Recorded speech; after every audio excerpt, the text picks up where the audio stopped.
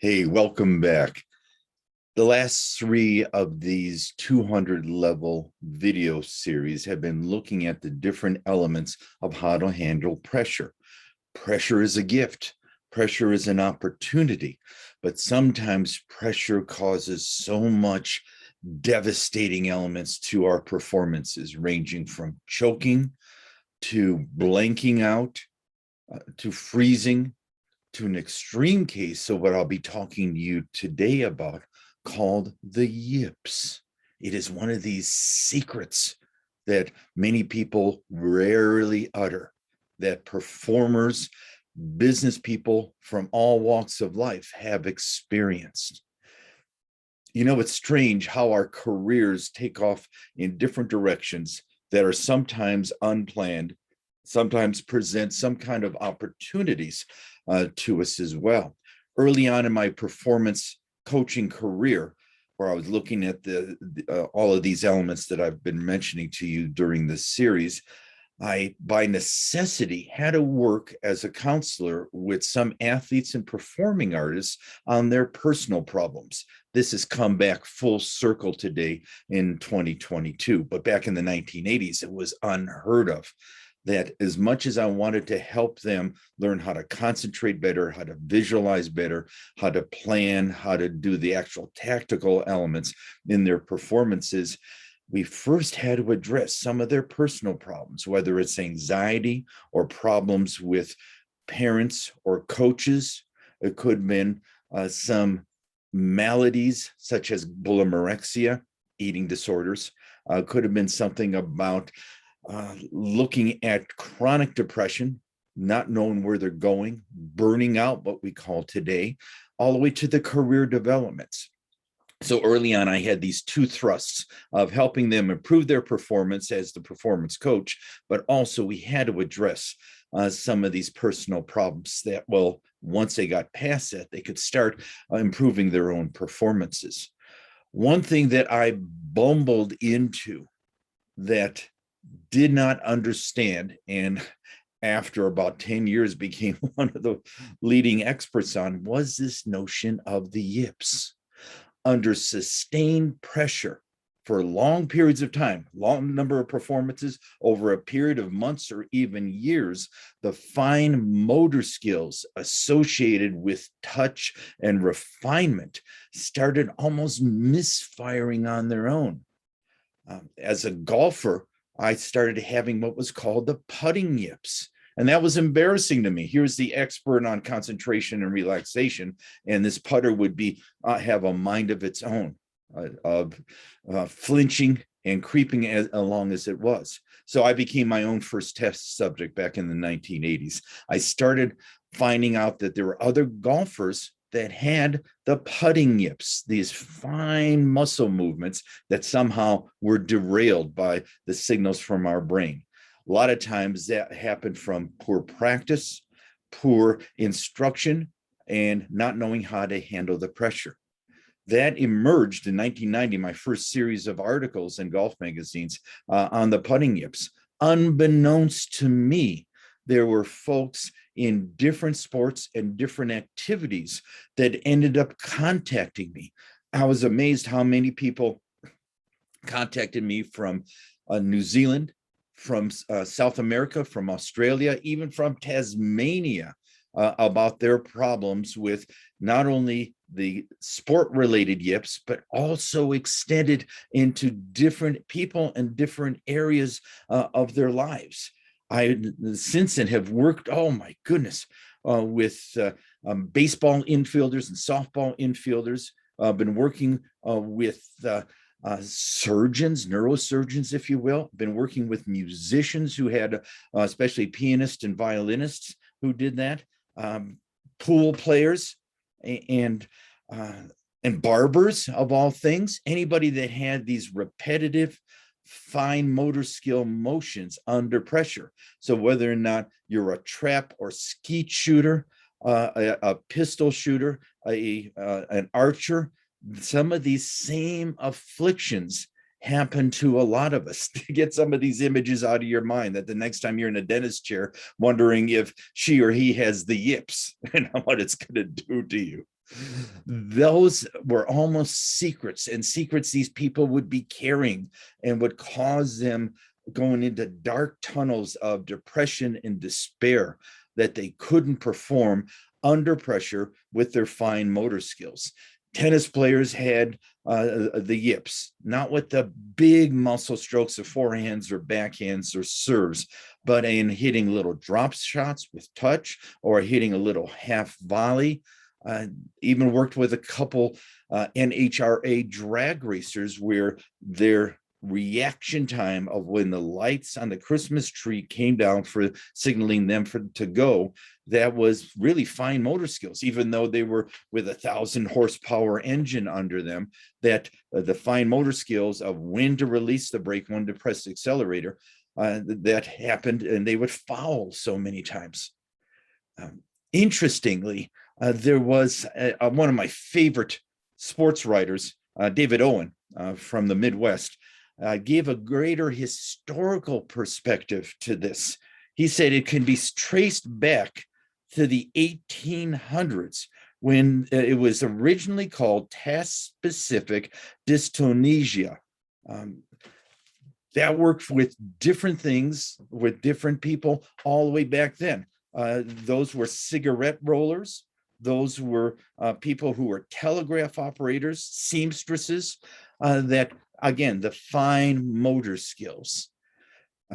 In this last couple years, some even gymnasts have been experiencing maybe an extension of this that they call the Twisties, where the great Simone Biles, probably the best gymnast I've ever seen, had to withdraw from it because she lost her orientation during these super complicated moves of where she was. They called it affectionately the Twisties.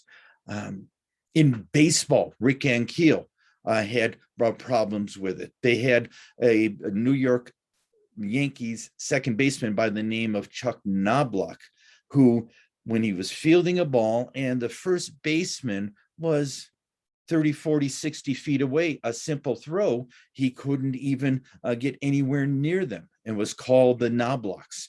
There was a pitcher who was a Pittsburgh Pirate broadcaster by the name of Steve Blass, had pitching yips himself. They call it this Steve Blass disease.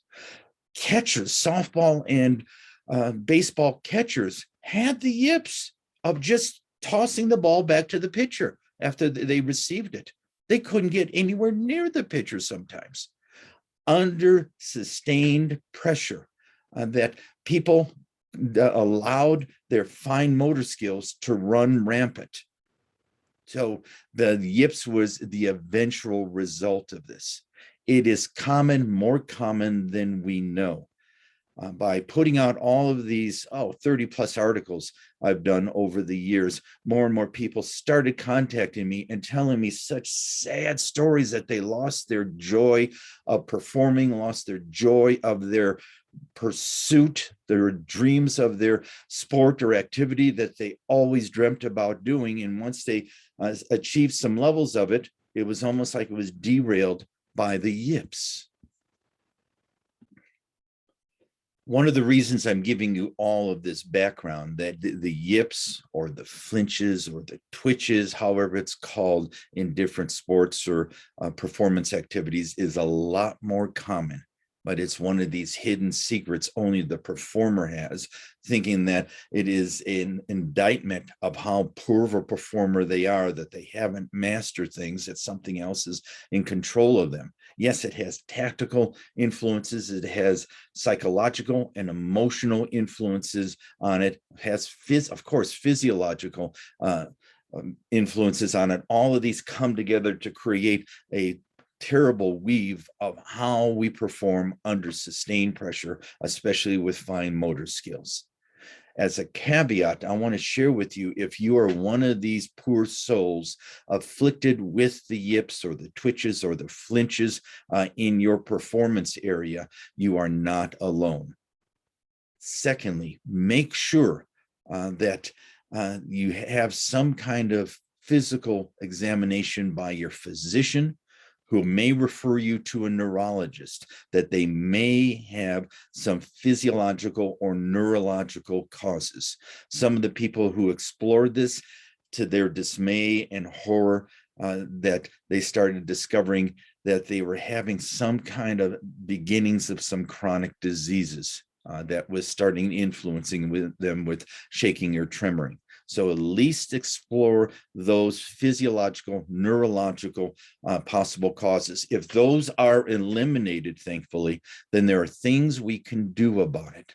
Understand this, that once you have the yips or the flinches, that you can learn how to control them. I'm not sure if you ever totally overcome them or conquer them, but you can lessen their severity of them and learn how to control them a lot better. Coping with them, you can learn how to do these things. As with anything else in our lives, the step that we have to start out with is acceptance. That yes, I have the flinches or the twitches or the twisties or the yips. Accept that. Accept that as part of you, not some kind of outside affliction that has landed on you that you had no responsibility for. No, accept that they are your yips, your flinches, your twitches. I worked once with a trap and skeet shooter, was very good with that, except down the stretch. After a long day of shooting and the impacts of the recoils, that they lost all such touch with their finger on the trigger, that there was no connection anymore. And they found that the only way to have any kind of connection was jamming it back. And that's the worst thing you can do, of course, with shooting. But part of that is learning how to retain your feel and your connection with your implements, whether it's being a violin bow or neck, whether it's being a scalpel or scissors, whether it's being a tennis racket or a golf club. Make sure you have the same connection on it. And it's based on you accepting that that is part of you right now. Here's the good news of it. And I found this over and over again, as that's once you start understanding your specific form of the yips, I call people who have the yips, Yipsters. That if you are a Yipster and you are battling through with that, I have found that these people have more courage and perseverance than their colleagues. That takes great courage to learn how to perform with the yips, learn how to battle the yips, and they persevere. And they, in the end, become a lot more proficient in handling stresses and pressures because of dealing with these little notions of their own flinches. So there is a silver lining to these. You will become a better performer in the long run of working with and dealing with the scars of your yips. So after you've accepted that they are your yips, understand also that you will not overcome them overnight. No one thing I say in this video is going to be like a magic wand that is shaped over your head, that you're suddenly cured from the yips. Your yips, your particular form of yips, have been an accumulation of bad learning, bad retention, bad performing and handling those under sustained pressure. That what might have worked when you were younger and dealing with big, broad movements, now that you're maybe older or more seasoned, you're more susceptible to your fine motor skills misfiring. They are yours. And as you have accumulated these, so that there may be a series of broader strategies or specific techniques or tactics that will help chip away at your own form of the yips, so that you will be taking some time to overcome those. There will be setbacks too. You may be taking 2 steps up and 1 step backwards. And a part of that is reminding yourself with the perspectives, with specific applications. You're going to be building what I call your Yipster toolbox of different perspectives, strategies, techniques. Some of these may work immediately. Some of them may work for a short period of time. Some of them may not make any sense, but you are in their toolbox. You'll pull them out at some point and they will work. You've got to come up with your own system, your own toolbox of how to combat your yips. And we're going to talk about some of these as we go along. A great part of us not accepting our form of the yips is the embarrassment that it has. Sure, I cannot make a little drop shot with it going over 3 feet over a net. I don't even get close to that in tennis. Sure, that if I'm playing pool or billiards, that I can't get any closer to that. David Owen had some research on that. He said that people who have the yips in throwing darts, it's called dartitis. Some people have what they called in snooker, call it target panic. Some people who had problems with pool or billiards or snooker called it cueitis. Nice little cute sounding words for a devastating phenomenon.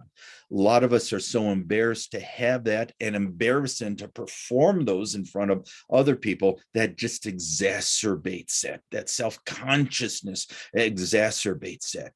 Part of this is, again, accepting that they're yours. You're not worse of a human being for having those. You're not worse of a potential performer for having those. Those are just a little blips in your longer term perspective on it. Also, why it's kept a secret is that people don't want to divulge that they have the yips. And it's okay to say that, say it out loud. But don't go to the extreme and whine and complain and gripe about it. Then that's a way of you not accepting your own yips and taking responsibility for your yips. The cornerstone is that there are your yips, and as such, once you own it, you can eventually learn how to start attacking those, learning how to better cope, and eventually deal with them on an ongoing basis. Believe that the overall goal from that cornerstone is learning how to become a better performer, a more consistent performer, more consistent under pressure, a more courageous performer who has heart and passion. That it is almost a hidden gift of dealing with your own yips. The emphasis is learn how to perform better, not just focusing on coping with your yips. Because if you can succeed with that of coping with your yips, but it hasn't integrated it into becoming a better performer, the yips are going to return at some point. So the bigger picture is learning how to become a better, courageous performer. Part of that is coping with the yips. A part of this new mental and emotional positive attitude toward understanding, accepting, and approaching your yips is to look forward to those situations that they occur. I've had so many Yipsters tell me that they could just feel it in their gut when they knew they were going to yip, and they approached that performance, that little performance, with dread, or it became tunnel visioned, that they knew it was going to occur.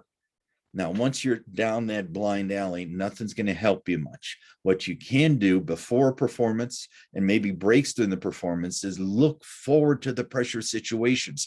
Throw yourself into it. Let's see if in the next ground ball hit to me at second base, I can throw it and aiming at the bill of the first baseman's cap so that I will throw it exactly into their first baseman's mitt. Look forward to the pure execution of it. Know that you will make mistakes. And just because you yip once does not mean it's going to come back every time. Do not extrapolate this. Do not generalize it. Shrug your shoulders. Oops, I goofed up on that. I threw an error there. I messed up on that pull shot on that. Oops, it's okay. Don't extrapolate it to, oh, I'm in this long, dark pathway again. One of the things I found common to helping Yipsters of all backgrounds, of all sports, performance areas, and even occupations and professions is have and make time for a pre-performance routine. That means take your time before the performance to relax, to concentrate, to visualize or mentally rehearse your performances. Part of that mental rehearsal should be how you're approaching a shot that you may yip at, how you may be approaching a passage. I had a violin player once that I listened to was in rehearsals, was just gorgeous player. What she did is that there was a passage in some of her pieces that she always yipped at. She just like couldn't control her left hand movements on it. Part of what we did was help her spend time before each rehearsal session and before each practice session of doing a more regimented mental rehearsal of it, of taking the time to do a pre-shot, pre-performance routine, following the same steps, that under the wild seas of change and stress and pressure, she could always rely on what she did beforehand. And then she would say, I'm ready to do this. And then she was able to start looking forward to playing those difficult passages. If it is an individual shot, like a trap shooter or a handgun shooter or a pool player, and you have some time before the specific little performance, a golfer before a swing, or a second baseman before the ball's hit to it, make sure you follow the same routines. That's home base for you. Whatever your routine is, follow that. Don't make exceptions to it. Learn how to rely on that. And then you can almost have a huge sigh of relief saying, oh, I'm at home base here. I'm connected with myself here. I'm doing all the right things, that I'm ready to respond to the situation. Have a regimented pre-shot, pre-performance routine. Here's another little hint. Also have a regimented post-performance routine, whether it's after a baseball play, after a round of your trap shooting, after the first rack of a pool game, is that have a post-performance routine. Take some breaths, shrug your shoulders and said, okay, I did this well, this well, this well. I responded well to this. I can respond better in this way to that. A good post-performance routine reinforces your upcoming pre-performance routine. Does that make sense? Is that the actual performance itself is important, but it's also based on you preparing mentally, emotionally, physiologically, and you reflecting mentally, emotionally, tactically before and after that. Over the decades now, I've helped a variety of performers and athletes literally come up with 100 or more different specific techniques. And it could be ranging from relying on the pre and performance routines and what you're doing in that and adding to that so that you're ready. Attitude, readjustment of looking forward to those situations, forgiveness for yipping. Oops, I screwed up. I forgive myself. I'm human. Shrug your shoulders and go on to the next one. When you yip, don't connect it that I'm going to be yipping forever. There was just one little performance that you yipped on, and put it in its place there as one little time. Forgiving is nice. It gives you the perspective of saying, I am human. I'm doing the best job I can. Sometimes I'll do better than others. Say those things to yourself. That helps you return back to the home base you created with your pre-performance routines. Here's something that sounds antithetical to it, what I was just saying about routines, and is one of the most effective techniques or tactics. When you feel in your gut or you become tunnel visioned that you're doing it, sneak up on your yips. Don't follow your routine. I know that's a contradiction of what I said, but when you almost going down this blind alley of knowing that you're going to yip, sneak up on it. The great golfer Lee Trevino says, miss them quick, miss the putts quickly. Yeah, it's a little pessimistic, but at least you're able to pull the trigger on it. Sneak up on your yips, break the pattern of how they're starting to emerge and build up in intensity with you. Just go and do it and get it past you. Sometimes you'll say, whew, I didn't yip as much. Or, hey, I snuck on up on my yips and I fooled my yips before they were ready to take hold on me. So do some things quickly. Routines help, but sometimes routines may be too stiff for us. So sneak up on your yips sometimes. Each time you succeed in it, reinforce that. Whether you were breathing, remember when we talked about concentration in the 200 level series, I gave you this technique called the eyes wide, where you're turbocharging your concentration. Many Yipsters say when they're starting to encounter this situation where they may yip, they immediately turbocharge their concentration by opening up their eyes wide, really engaging with themselves in the moment, not necessarily being hypersensitized that the yips are going to come out, but re-engaging their concentration, going into deeper levels of the concentration and learning how to purely do, purely execute, purely do. Purely means that I'm just fully committed to what I'm doing. I'm throwing myself into it. I'm immersed, engaged, and yet detached. Yipsters, after a while, have this fear of failure. Here I go again. I'm going to embarrass myself. I'm going to look like a fool. I'm going to let myself down. I'm going to let other people in my life down. That they start having these anticipations of how they're going to deal with all the fallout from their yipping. Get past that. Forgive yourself. Throw yourself purely into it. Have the class, the courage, and integrity to admit to yourself, not necessarily to others, they don't matter, of, yep, I yipped there. That's all it was. One little blip in the road in your bigger level of your performance. One of the problems of it being secret and personal, super personal to each one of us, is that we don't learn from each other. Ask people that you've seen may yip, what are you doing to cope with it? And you may learn from them. But just the conversation with another Yipster in your area or in another area that is helpful for you. You may learn some techniques. I had a golfer once who had a thing called the full swing yips. It's a swing you never want to see. But these poor devils had the problems of a full swing yip. That they were out of control and became very spastic. One of them, a guy, went to his barber and saw that his barber's hands were shaking, almost like a tremor. And he started talking with his barber during the haircut and said, no, it's just the pressure of me doing too much refinement, the barber said. And he said, I've learned how to breathe, shrug my shoulders, step away from the person in the chair for a second, and then go back. Sometimes we have to do that swimmer shake that we talked about in the relaxation session.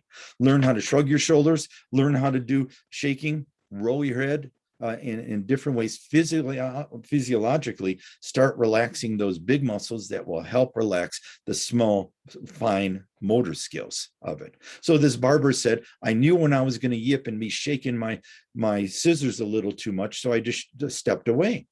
And so this golfer with the full swing yips, as part of his pre-shot routine, when he was standing behind the ball and he found it coming around, he stepped away and then started again and re-engaged, saying that as he came back after he re-engaged, it's the brand new shot, brand new performance of it, not just a continuation of it.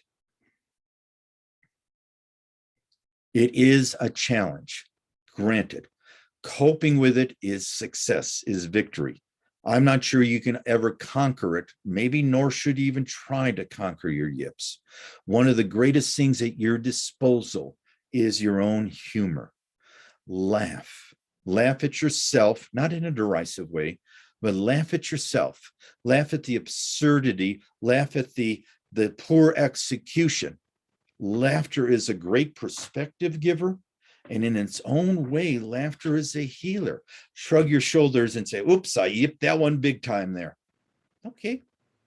Laugh at it, shrug your shoulders, and go on to the next new performance that has no connection to that yipping performance. So laughter is a buffer, if you will. I know some of you right now are frustrated that I'm not giving you the specific magic keys. I don't know what they are. You have to create your own magic keys.